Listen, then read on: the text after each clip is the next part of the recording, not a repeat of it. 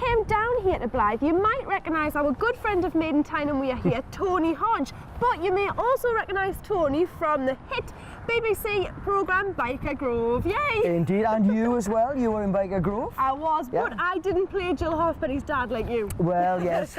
There's also, of course, in Blyth, which is just over to our left here, two other guys who were in Biker Grove as well. Who?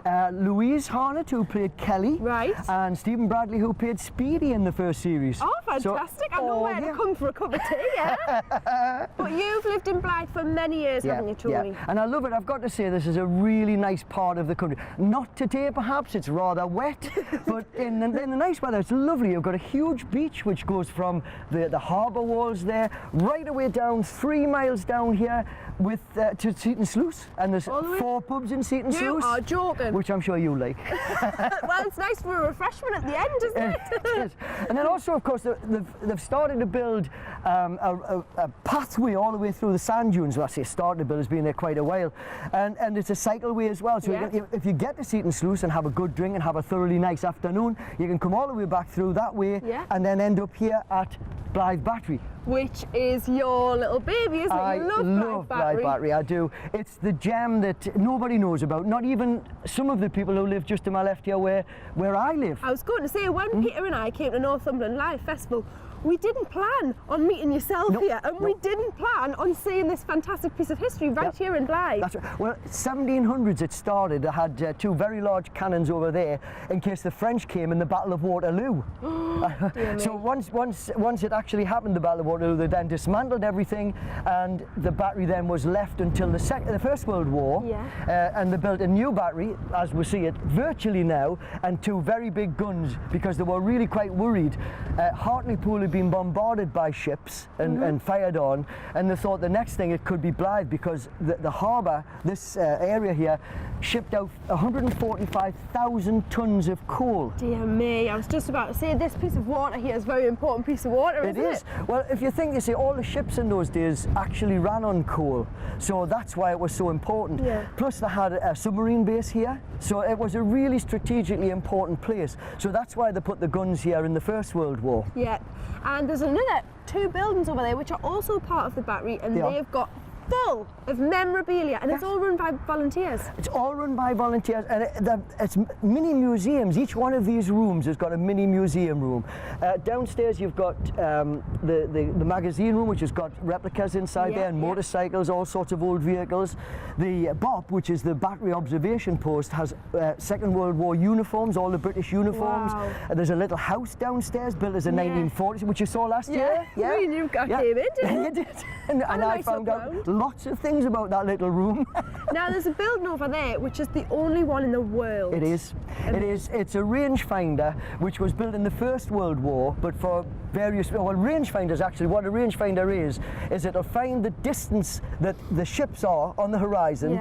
It finds that, tells the guys downstairs, they plot it, tell the guns how far it is, bang. Bang! That's what it is. But that is the only one in existence, the only one, and it's here in Blyth. How lucky are you? Well, exactly. It's amazing, that. It is. Now, there's also another great event happening later on this year, but it's happening on the beach, isn't it? Let's take a look. Yes. So, Tony, I'm down on the beach. What have you got to tell her? Well, this year, of course, it's the 100th anniversary of the battery. It's 1917 when it was first established, the main battery. So we're having a huge battle on the 21st and 22nd of May. A battle here in Blyth? Right here on the beach. On the beach? Going up onto the top there, where the Germans will be all standing with guns. The Americans and British will be coming up here with guns. No way! There's a big gun on the top firing at them. There's sometimes tanks, there's trucks. It's absolutely an event to come to. So it's like a piece of live theatre, really? Live history, without any doubt. Live theatre, live history right here on Blyth Beach. Absolutely, and also, of course, they've got music on, 40s type music all day. Brilliant. They've got the fantastic cafe. The cafe's open all year from March until... You love this cafe, I love this cafe.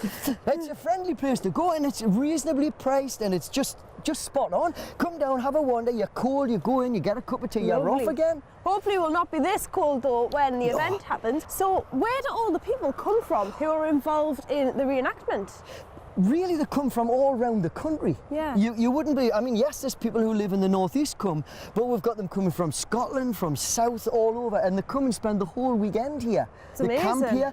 The top field, where they had the music festival, Yeah. the top field is full of Germans and Russians and Americans. This is mainly the German camp, and it really does stretch Yeah. a good few hundred yards with tents, enclosures. They've got guns, they've got trucks. It's just really worth coming, and it's just here in Blyth. That's amazing, isn't it? Yeah. So how many people are you expecting to Oh. be in the reenactment of it? In the reenactment itself, it's a several hundred. But Really? people coming are several thousand. Yeah, It's really people quite coming to amazing. And the actual battles usually take place around about 12 o'clock, 1 o'clock, that sort of time. Midday, really, midday. And Wow. they set off huge explosions in Do cans. they? And they go 60 foot in the air. They're absolutely superb. Honestly? Oh, it's great to bring children, but it's also great for parents. It's just a fabulous weekend. Miss it at your peril. Sit at your peril and bring a helmet and hold Bring a that for the helmet. bombs.